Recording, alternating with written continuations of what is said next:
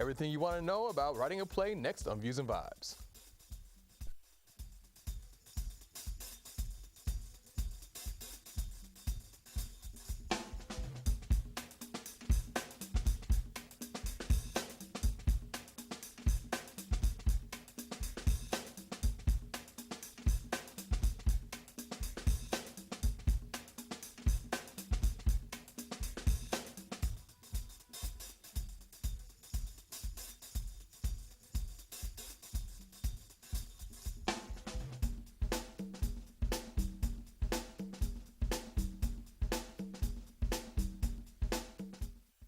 Welcome to Views and Vibes, everyone. I'm your host, Tariiq Omari Walton, and I had a fantastic opportunity recently to actually take part in a wonderful play. First time acting since grade school. And I figured it would be a great topic to bring on the people who actually produced the play to find out more about the whole playwriting and production process. So with me today, we have Ms. Carlencia Peck, a playwright and singer and actress and so much more, and Mr. Quinn Alston, who's just a writer. Nah. Director, writer, and also a playwright. And so with us today, we're just going to talk a little bit about the whole playwriting process, casting, and actually producing a play. And first of all, welcome to the show, guys. Thanks for having us. And I want to thank Quinn for actually casting me in the play. I had a great time and a great learning experience. Thank you, though, because your tutelage. But I just want to start off talking about the whole writing process, because it's different for writing a play than it is writing a book, than writing a movie or script or whatever. How did you decide, for either one of you, let's start off with Carlencia, when you do decide to produce a play, how do you go about coming up with the concepts for writing a play, and why do a play versus doing, say, a TV script? Well, first and foremost, it's about the need that we're meeting. A number of times we'll have people to come to us and say, we have a women's group and we'd like to have something special for a women's conference. Right. Can you write something specific to women, you know? Or there may be some type of Black History Month celebration and they say, you know, we want to educate this group of people or these children, you know, we want to provide something for the children. So we come up with original ideas for that, or we also offer classics like Ain't Misbehavin' and works like that. So many of the jobs that you do are commissioned? Or? Based on whatever the opportunity is. Okay. You know, we work with anyone and pretty much any budget, just based on what we are able to put together for them. Okay. But we don't want to turn anyone away. Right, of course, of course. And then, so Quinn, how about you? When you, how do you come up with your concepts? 3 Ps: purpose, passion, and process. Okay. You know, if I feel a purpose for something, or if I feel a passion for something, you know, I simply let the pen do the process, just let it roll. You know, I have like a scatterbrain technique. You know, that's my structure. We can never tell that. Okay. Oh no, I mean wow. Okay. No, where I would actually sometimes write from the middle out, or from the back to front, or I would create characters as I go, or things of that nature. So. When I'm developing, it really kind of develops. It really kind of develops itself. The story develops itself because, you know, it's all about relationships. Right. So, you know, as certain events are happening and, you know, their conflicts are developing, you know, and everybody has multiple conflicts. So multiple conflicts, they can be parallel between characters. So I tend to do that, and as it grows, I have a problem ending. That's usually my issue. My issue is always ending. Right. You know, because it can always be more can be said and more can be done. So, so why do that as opposed to writing a novel? In terms of doing a play instead? Because you have written a book, but it was an autobiography. Right. Right. Never really was interested in the whole novel writing genre. Never really was interested in it. Actually, did screenplays for film. Have written pilots for television. Visual forms. My writing is very visual. So I don't know yet what exactly I could do as a novelist. I don't think I would be that successful. Not that I won't try it, because you know, I'm willing. So. Right. What about the whole process of writing? Do you see? You're saying that you make up characters as you go along, but do you see the actions? Because you're a great director. Now I will say, Carlencia did a great job instructing me on how to really become the character that I had to adopt. Do you see the characters as you're writing, and do you see the things that they're doing, and do you actually picture them on stage as you're writing? Well, in the writing process, as you say, with this particular show, it was through direction, so it's actually Right. Quinn's vision. Right. But you always start off with the vision of the playwright, and you want to be as true and integral to that point and what that vision is to make sure that the message is consistent, Right. and what part each character plays in telling that one story, Right. and how important that is to tell, for everyone to have a part of that, telling that story, and to be valued, because everyone in that audience is going to relate to someone on that stage. So where that comes, it starts with the vision. Right. It starts with the vision, and then we, embellish from that point. Well, having an acting background, do you think that helps you with developing your characters? I absolutely do. In what ways? In what ways? Yeah. How do you relate the two? Well, it starts from the inside, and I think we talked a bit about that throughout the process. Yeah. For me, it's the Stanislavski method. So in that, you're working from the inside out as opposed to external to the internal. Right. Because you have to start with where you are, what you have in common with the character, what's not so common with the character, and then how do you bridge the gap, Okay. and what your motivations are, what your objectives are, and once you find out what those are, then you work your way through a process of growth for that Right. character, so that you have a beginning, you have a middle, you have an end for each character, and then the piece at large. Right. Yeah. Now, when you look at that, Quinn, when you look at the piece at large, what do you actually see in terms of developing a story and a plot? I mean, it's one thing to come up with characters, but what about the plot itself? How do you actually come to develop that?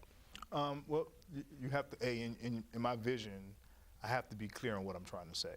What exactly is the message I'm trying to portray? And once I do that, then I select characters and make the character say, well, what would this character say? What is this character trying to achieve? What's their overall goal? And then how do they accomplish that goal? How do they go about, and once again with the relationships and their mission throughout the piece, and just making sure that their conflicts are very obvious. I like conflicts that are very obvious. You don't have to figure it out at all. Right. If somebody doesn't like somebody, I'm gonna let it be known. I don't want you to have to figure it out. I want anything to be a mystery. So, and you create dialogue. I'm big on dialogue. I'm very big on what's said and how it's said and how it's portrayed. Right. That's a great thing about having Colin, because she was able to make those words be very physical. She was able to bring that out of people. So you actually able to see physically what they would say prior to them even saying it. Right. Which I thought was really cool. Right. Now, you talked a little bit about the motivation of the characters. Just think about one character that you created. How do you find the motivation for that character? What is it that they're looking for in their part of the play? Yeah. Well, I think that goes back to what I said before, as far as the need of the person. What is the struggle? What are they dealing with internally that can be shown, and that we can grow through to the resolution? Okay. Because something's always, as Quinn was saying, there's always a conflict, and what you take from that, sometimes it's inner conflict, sometimes it's conflict on the out, with another character. Right. You just take that and you let it run, and see what that is. But in terms of developing a character, when I'm writing, I want to show all aspects of that person. Okay. I want it to be a three-dimensional person, again, so that the audience can be relative to what the audience member would see in that person. And what about you? When you look at the characters that you're developing, how important is it for them to show some kind of growth during the whole process of the play itself? Well, and they have to grow. They have to grow. That's the only purpose of us watching anything, television, film, theater. Right. Because we want to see the transformation of life, to which it can be exciting, it can be dramatic, it can be sad, and being realistic about emotion and inside of conflict and where they fit into that conflict with the various scenes. So, and as I'm writing, like I said, I can start from the middle and that kind of thing. And I often think, how would this person feel and what has to happen to them in order for them to arrive at this place? Right. And then once they're at this place, where should they be pointed to? So. Wow. Well, guys, we have to actually run the break. When we come back from the break, for all you aspiring actors out there, you want to stick around for this, we're going to talk about the whole casting process and how you can actually get yourself ready and prepared to take on a play. So we'll come right back after this, more Views and Vibes.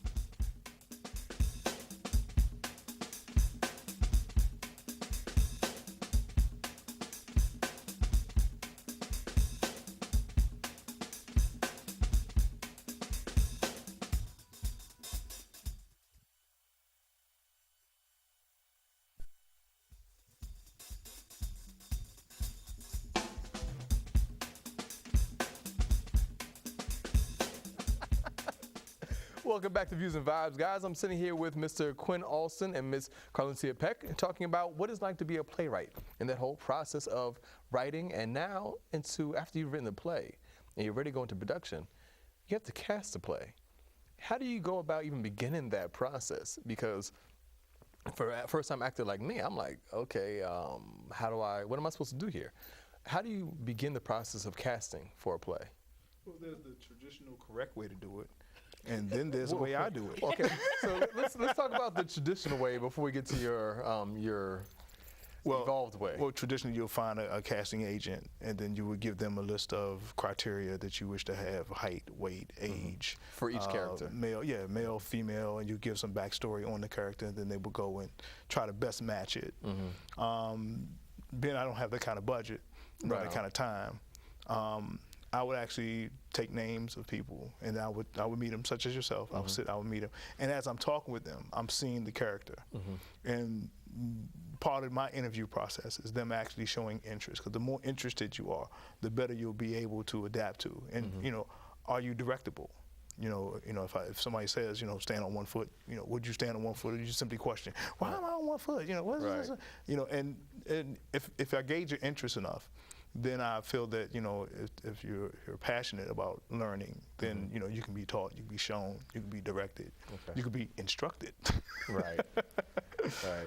How about you, Carlencia? Well, we get a lot of submissions. That's first and foremost. So we have a lot of people. It actually started off for me with me being in front of the camera so much, and people seeing me in different things and saying, "Hey, my daughter wants to do that. Can you help her out?" That kind of thing. That's where the teaching started. Right. But when I started doing my own shows, a lot of times when I let people know, I'm writing a show or I'm getting ready to put up a show, we get a lot of submissions. And so people, you kind of weed through and you see what their experience background is, on their picture resume. Some people don't have that. Right. If it's a first-time thing. So, I would ask them to come in with a monologue, come in to show me what you do prepared. Right. And then I'll usually give them some type of cold reading or some type of improv to see how they react on their feet, some type of spontaneity exercise. Right. And in that process, like Quinn said, there is an interviewing process. What do you know about this part? What do you know about this type of person? Just to get a feel, for what their experience base is.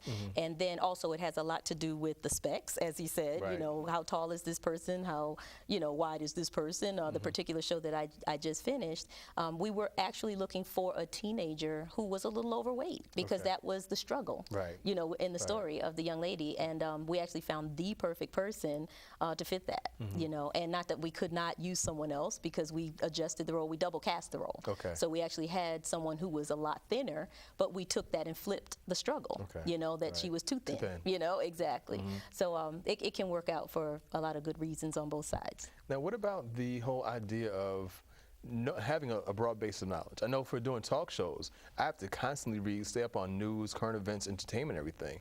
But in terms of casting your cast members, how important is it for them to have a broad base of knowledge? Because I know for one of the members that we had on the team, there's certain things he just didn't understand. He just didn't have a historical perspective. But he gained that. He had to go back and do his research in order to really take on the character. How important is that? Very important. As Quinn said, it's very important that someone is going to commit. And it's not necessarily just to commit to coming to rehearsals. Right. It's that commitment of, I'm going to give you notes, and I'm expecting that you go home and you work on, what it was that I made note on. And then when you come back, that you've not just brought back those things that I gave you notes on, but like you said, you've done your homework. Right. And I see a little something extra, Right. So it's not to say that everyone goes through that process, and because they don't, that they wouldn't be cast in something else, but it is to say that we do take special notice of those who do, Right. Yeah. They tend to shine. Yeah. They tend to shine. They definitely tend to shine. The more you are on whatever your conflict of your character is, the more you learn about your character. And a lot of times I find that actors will bring more to a character, things in which I may not even thought of. Right. And those are the things that you really appreciate as a producer and a director, is the fact that a person comes and you say, hey, you know what? Maybe I should say this at this point, or maybe I should do this. And you're like, hey, okay, well, let's see it. It's great to have that kind of perspective, because you only get that through research. That's the only way you get that. And I don't know about Quinn, but for me, in terms of the directing process, that's when my creative juices start to roll, is when we're working. Right. I see the actor working, and then what they're bringing, I'm able to mix together what I'm doing, and it just makes a wonderful soup. Now talk a little bit about the difference between those actors who are more experienced versus those who are less. Do you tend to look for people who have more experience, or do you look for somebody that you might have the possibility of doing more molding with? Quinn. I don't have a preference, to be perfectly honest. Okay. No, I mean, because sometimes you get more from a layman than you do from a person that's considered to be a professional. Because once a person is considered to be a professional, you have to consider who's doing the considering. Right. In other words, if they consider themselves a professional, or does the industry consider them a professional? In this area, we have a lot of people to whom consider themselves professionals. Right. Yeah. Just simply because they graduate from high school, all of a sudden they've, I'm an actor. Right. And your resume only has 2 lines on it. So I mean, I've ran into a whole lot of people who graduated from college, and they weren't that good. Right. And because they weren't hungry. Right. They weren't hungry enough to do the work. As Carlencia said, you have to do the work. Learn about the character, research motivations, objectives, things like that. That are basic, and just in the effort that you put into it, because everybody has the ability to do those things. Everybody can research. Right. It's the other side of the research that we're looking for. It's the level of preparation, everyday preparation, not just yesterday's preparation.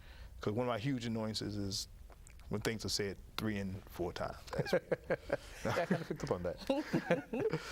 So Carlencia, when you do have your cast put together, how do you begin the whole, which is a different thing for me, because I'm not used to, I work for myself, so I'm not always in meetings. So going to rehearsals all the time was something very different for me. How do you begin that whole rehearsal process, and how do you get, where do you start, and where are you looking to go in a certain amount of time? Well, I like to start with a table read, because that puts everyone around the table. Everyone gets to hear the inflection of the character from each other, and bounce that around and see how that feels for the first time. It also helps me to hear what they're going to bring in the long run, because they have an initial understanding as to what the piece is about, their own interpretation. And so I'm going to hear that, as the read happens. From that point, it's planning out, of course in pre-production, you're planning out the actual rehearsals, where they're going to be, what time, how long, who's going to be needed at which one. I like to specifically plan so that we're not wasting people's time, but at the same time, make sure that we have enough rehearsals to get through all the work that we need to do. And again, to be able to be a little more creative toward the end of the process and not really, leave anything undone. Right. And as a acting coach, as an acting teacher, how do you prepare your actors to go out there to be ready for to be cast in a play or a movie? Yeah, well, this particular project was very unique in the sense that the play had been done before, and several of the people had been in the play before in terms of the cast members, so they were already bringing something to it. And then as we worked and reworked the play, we were able to actually help them understand where their characters were coming from and where they were going to and why they were motivated to do certain things and what they had in common with their characters. A number of them had a lot of characteristics that were the same, and they didn't realize it. So helping them to come to that realization that you have something to do with this guy. This guy and you have some commonalities. It was good to see that happen and to come alive. We have to go to a break real quick. I hope you guys out there are taking notes, getting a lot of good information here for anybody who wants to be an actor or a playwright. So make sure you take your notes, stick by the TV. We're going to come back after the break and continue on with this conversation. More Views and Vibes after this.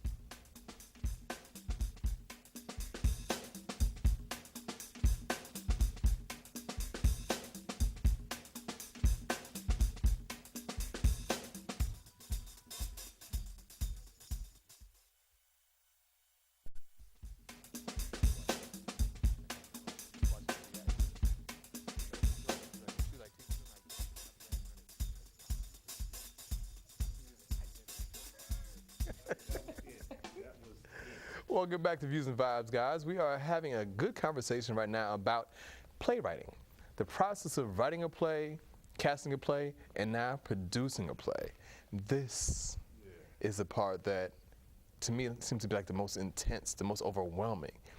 How do you actually get your play from the rehearsal hall to the stage? Quinn. let's see, you got to break a few laws. You have to, Let's not do that. Let's not break it. We're trying to keep it above board here. it's a very, cause I'm just learning the process myself, and I've been doing this very same show for almost 4 years. You know, the process of producing is extremely tedious, and it's very overwhelming, as you said, because there's so many moving factors. You know, the factors are not stationary at all. One theater has different rules than the next theater. Right. You know, the monetary, you know, intake is different. The whole negotiation thing is different, and then when you bring in sponsors who may or may not sponsor, who don't seem to make up their mind, or they have different criteria, you know, it's like you're always on Front Street. You know, you're always trying to showcase yourself. You're always trying to, and it doesn't always work out. I mean, prior to meeting Carlencia, I had been trying to put this show on, the show in which we just had last week. I've been trying to put this show on since November. And meeting several different organizations, businesses, things of that nature, trying to get the partnerships and things like that going. It simply took that long. And I heard no after no after no, but it wasn't just hearing the no, it was when I heard the no and what I had to do to get to no.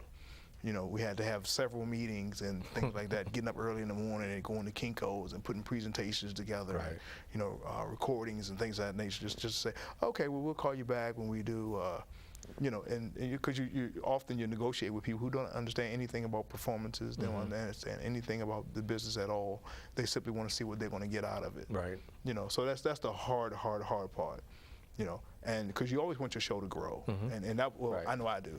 I always want my show to grow and get better. And the one thing I learned a long time ago is that, you know, if you want something to grow, you want it to get better, you have to take it out of yourself. You know, it can't be about you. You know, it has to be about that particular entity. You know, if you want your show to grow, you have to make sure that there's somebody smarter than you helping you to grow. You know, you cannot be the smartest person in the room and grow. It can't happen. Now, you just talked about how tedious the process is. How important is it to partner up with someone like you guys did here to take some of the pressure off of you? I did learn that it does not take the pressure off of you. Okay, all right. That it does not do. All right. But what it does, it adds a certain element of aha. You know, as you were saying during the break, how you would watch my face, because every time she would suggest something. I tried not to watch your face. You're not that good looking, you know, to tell you the truth. I was trying not to, but I couldn't help it because it's so funny. That's what it was. But anyway, go ahead. I'm sorry. Okay. All right. Well, I mean, every time she made a decision, it pierced me. I mean, it pierced me, because it's like, you know, somebody taking your baby and just going. Right. And you know, she wasn't very velvet with it either. She was, she wasn't. Nah. You know, that don't make sense. I'm like, yes, it do. And in my back of my mind, nicer than that. No, cause see, look. Sometimes you did. Sometimes you didn't. Yeah, America. She said it nicer than that. But no, it was the fact that, you know, when she said it, of course, I automatically went to question. Did that really? I mean, my mouth would be like, yes, it did. My mouth was like, do it. Right. You're like, well, how did you get here? How did I get here? Right. I know what I thought I wanted, but what did I? And, you know, the great thing is that, you know, I said, well, I have to be able to grow. I have to be able to grow. It was like the little engineer. I walk in the rehearsal and say, I think I can, I think I can, I think I can, I think I can. Because she came with a level of credibility that I'd never worked with before. You know, here's somebody who has accomplished things in which I'm still dreaming of doing. Right. You know, so therefore, if she suggests something, I already knew I was going to agree with it. It was just a matter of the process of agreeing within me. Right, letting go. Yeah, and it's not an easy thing to do when you've been trying to push something, but when you can see the other side of it, you know, when you can see where it's going, then you can get behind and push too. You know, and that's the easy part. That's when it becomes easy, when you say, okay, you know what, let go, let God. So, you know, and we had a lot of conversation. She was very open with the communication, because I think I was very clear what I wanted from her. Right. You know, I was very clear. I'm looking for a mentor. I'm looking for somebody who can teach me and help me get this show to the next level, because it's sputtering. You know, and the way in which we came about meeting was such a blessing and such a happenstance. I mean, it's hey, I was there that day. You were? Actually, I was there. We all met at the same time. Actually, you were. You and I met the same day. Yes, we all met together. Yes, correct. Yes. Wow. I have a picture for that. I have to show you guys that one That's day. right. It's on Facebook. Correct. It is. Yeah. Correct. No, that's true. The day we interviewed. Yes. No, that was a really good day. It was. See? Well, I will say too that it is hard for any artist to take their work and hand it over to someone. Oh yeah. You know, because it's definitely. personal. You know, especially when you wrote it and you spent the time with it to develop it to where you think it is. Right. For someone to at all criticize that, you know, no matter how creative they are with it, and no matter how positive they are, you know, in the way that they come, it still feels like a personal attack on my work. You know, you're saying something that's not right about what I did. So you have to understand that, you know, and work alongside it. And that's what I was trying to, you know, help him understand. I'm here to enhance. You know, I'm not here at all to try to take over. Even what some of the characters brought, you know, we want what you have. We just want to enhance that. You know, we want to help you understand it so that you feel better about the way you're delivering the role, you know, and communicating the message, because that's what's most important. Early in the game, we actually had a conversation because there are 4 main characters, of course, you know, in the play. And in that process, what I was trying to explain to Quinn and the actors, you know, that were playing the principal roles, is that it's not really, you're not the character. Because of the content of this work, it's the perspective that's the role, you know, and we've got to present your perspective as the character, because the forum happened at the end of the show, and so we want those people in the audience to feel out those 4 places and say, okay, I can fit with this one, or I understand that one, but it wasn't particular to a person's name. Look, we are about to get out of here. I really wish we could talk more. The name of the play is, we haven't said it yet, the name of the play is The N-Word ? So you can look up the nwordplay.com, well actually nwordplay.com to find out more information about the play. Hopefully we'll do a couple more performances, that way you can come check it out since you already missed it. Can we get a who are you? No, we're not going to do that right now. But if we can get from you guys, just quickly, where we can find out more information about what you're doing. Okay, you can actually go to Viage Entertainment. It's spelled V as in Victor, I-A-J as in Jerry, entertainment.com. Several things there. We're also at Baltimore Black Theater Alliance, baltimorebta.org, or artisticempowermentcenter.org. Okay, and Quinn, how about you? nwordplay.com. You can find me there. I'm on Facebook. The name QUINN. ALSTON on Facebook. Hit me up, friend me. There it is. Okay. Well, if you want to find out more information about them, if you didn't get all the information right there, just go to our website, viewsandvibes.com. In the meantime, we got to go. Thank you for watching, and I want to thank our guests for being here today, Ms. Carlencia Peck and, what's your name again? Quinn Olson, right? Wow. Anyway, thanks you guys for coming in. Thank you guys for watching, and we'll see you next time.